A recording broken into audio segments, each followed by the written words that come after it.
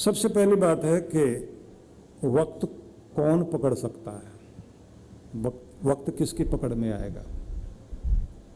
जिस आदमी की जिंदगी में डिसिप्लिन है वो अपने वक्त को कहा जाता है कालो अश्ववहति। काल एक घोड़ा है जिस पर किसी किसी आदमी को सवार होने का मौका मिलता है, तो वो सवार होगा जिस आदमी की जिंदगी में डिसिप्लिन है, अनुशासन है। समय पर जो काम करना शुरू करे, समय की कद्र करे, अवसर की इंतजार में ना बैठा रहे बल्कि अपने आप को तैयार करे, अवसर आएगा अपने आप ऊंचे सिंहासन पर बैठाएगा। तो आप सबसे पहले अनुशासन सीख जाइए, समय पर काम करना और गलत आदतों पर अंकुश लगाना। समय जिनको ऊपर बैठाना चाहता है उनके पास में एक गुण देता है अनुशासन का, डिसिप्लिन का। और समय की कद्र करने वाले लोग अपनी गलत आदतों पर अंकुश लगाया करते हैं। और तीसरी बात यह है, जो वचनबद्धता को जानते हैं, वायदा किया वक्त पर निभाना। समय के साथ चलने वाले लोगों के पास एक जोश खरोश होता है क्योंकि वो साहसी लोग होते हैं, वक्त पर काम करने। अब आंधी आए या तूफान आए, उन लोगों की कहानी कही जाती है ना कि कोई आदमी शिव जी की पूजा करता था और एक विरोध करता था। वो कहता था रोज आऊंगा तेरे शिवालय में और दरवाजे पर आकर पीट करके खड़ा होऊंगा, जो बिगाड़ना बिगाड़। अब एक दिन उसको बुखार था और आंधी तूफान था, तो कहते हैं कहानी ऐसी है, वो आया और बुखार की हालत में लड़खड़ाता हुआ, और जो भक्त लोग थे जो टाइम पर रोज आया करते थे उस दिन आंधी तूफान के चक्कर में नहीं आए, लेकिन ये आके वहीं बैठ गया पीट करके। बोले आज खड़ा तो नहीं हुआ जा रहा, पीट करके बैठा हूं। कहते हैं कि उसके सामने भगवान प्रकट हुए और बोले यहां आया तू और नियम निभाया, बस इतने से ही तेरे ऊपर कृपा होगी क्योंकि तेरे नियम निभाने में कमी नहीं। अब सुनाने के लिए ये बात कही जाती, लेकिन ये बात जरूर है, जिसने आंधी तूफान में भी अपना नियम निभाया हो, वक्त को ध्यान में रखा हो, उसकी तरक्की होगी जरूर।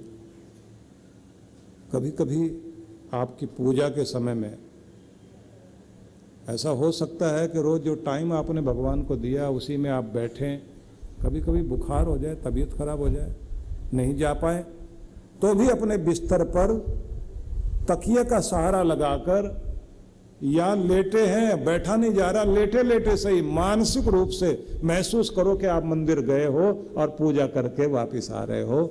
जाके मन से प्रणाम कर लीजिए, तन से नहीं पहुंचे मन से जरूर पहुंचिए, आपकी कामना जरूर पूरी होगी, कृपा जरूर होगी। हाजिरी लगाना नहीं छोड़िए। इसलिए ध्यान रख लें, नियम का जिसने पालन किया, समय पर जिसने काम किया, उन्नति उसकी होगी, उसका खुद का भी आत्मविश्वास बढ़ेगा और दूसरों पर भी उसका विश्वास बढ़ेगा।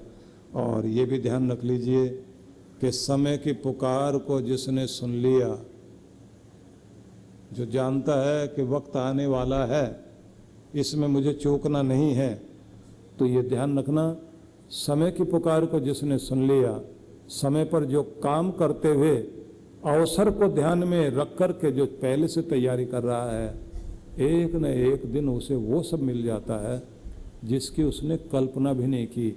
मांगा था 1 मिला 10, उसे ही मिलेगा। तो बस अभी से सोच लीजिए कि आलस्य के लिए जगह नहीं है। तो रात में निश्चय करके सोया करें, इतने बजे उठना है, कल ये काम करना है। और अगर अलार्म लगाने की आदत है तो अलार्म लगाएं, लेकिन घड़ी को इतना दूर रखें कि आपका हाथ वहाँ ना पहुँच सके अलार्म घड़ी तक, नहीं तो आप उसका सोते सोते गला दबा देंगे और घंटे 2 घंटे के बाद उठेंगे और तब तक आपका उस दिन का वक्त निकल जाएगा। इसलिए ध्यान रख लीजिए समय को अगर खराब भी है वही ठीक कर पाएगा जो समय पर प्रार्थना भी करता है। समय पर जो आदमी सेहत चाहता है तो वो समय का ध्यान रख करके रोज उसी समय में भोजन करे, उसी समय में एक्सरसाइज करे। मतलब समय का ध्यान रख ले, ये एक्सरसाइज का समय, ये भोजन का समय। समय पर अगर सोने की आदत होगी तो आखिरी तक नींद साथ निभाएगी, और जो नींद के साथ उसकी बेकदरी करता है तो नींद आगे चल करके भागना शुरू कर देती है। वो सोचती है जब भी मैं आती हूँ ये उस समय मेरा ध्यान नहीं करता, मान नहीं करता, तो फिर एक बार अगर रूठ गई तो फिर वापस मुश्किल है। नींद की टैबलेट खरीद लोगे लेकिन नींद वास्तव में नहीं मिलेगी। तो समय से सोना, समय से जागना, खाना पीना आदि सब समय बन जाए, पूजा का समय बन जाए, और साथ में एक्सरसाइज करने का, सैर करने का आपका समय निश्चित हो जाए। अगर आप ये समय निश्चित कर सकते हैं तो भाग्य आपका निश्चित सौभाग्यशाली बनेगा ही। तो समय चेतावनी देता है, जो सुन लेता है वो आबाद, और जो नहीं सुनता वो बर्बाद। इसलिए समय की चेतावनी को सुन लें। और नपातुला समय सबके पास है, तो व्यस्त रहें, मस्त रहें, लेकिन अस्त व्यस्त न रहें। इसे जो ध्यान में रखेगा तो वो निश्चित ही इसको अपना बना लेगा।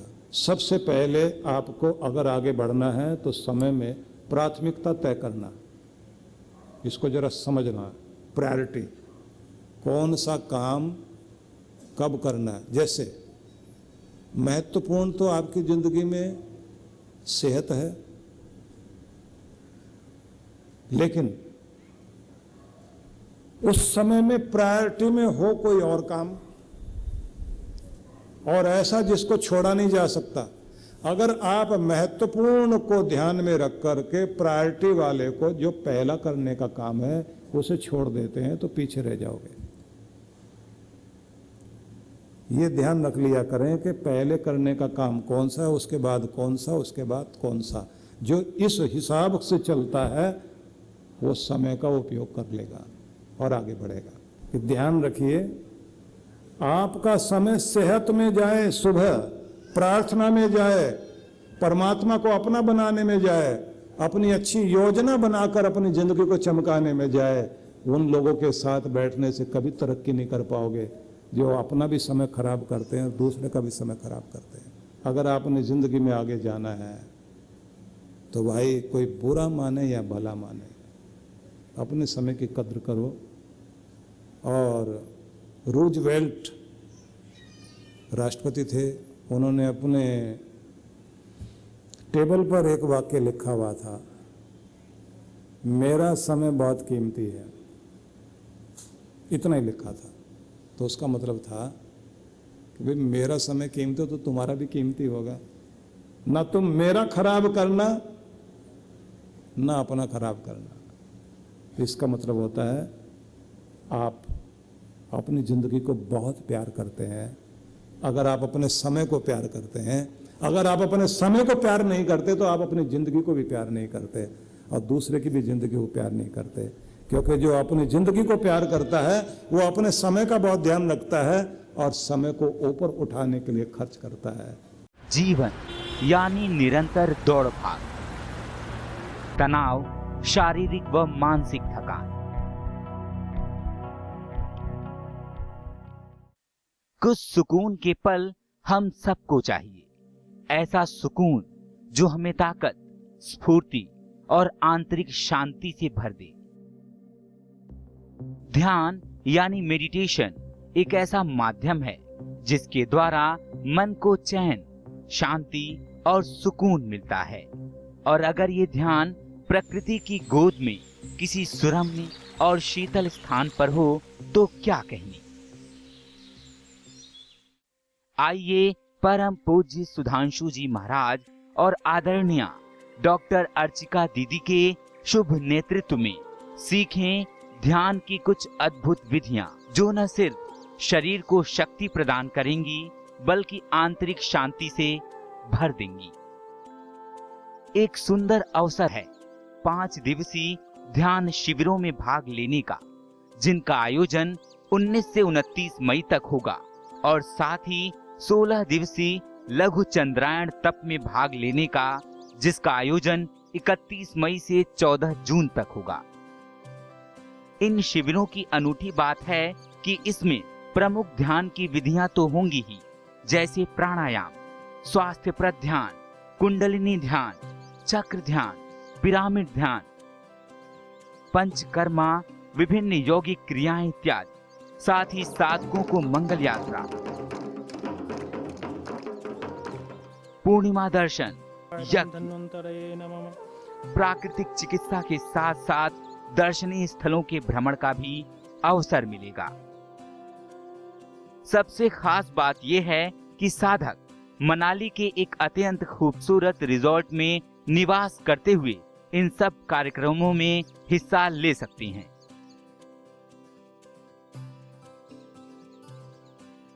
तो आइए परम पूज्य गुरुदेव और डॉक्टर अर्चिका दीदी के साथ मनाली चलें, पहाड़ों पर कुछ दिन बिताएं, ध्यान की विधियां सीखें और पाएं एक तनाव रहित मन, स्वस्थ तन, आत्मविश्वास और सबसे बढ़ के आंतरिक शांति और सुकून।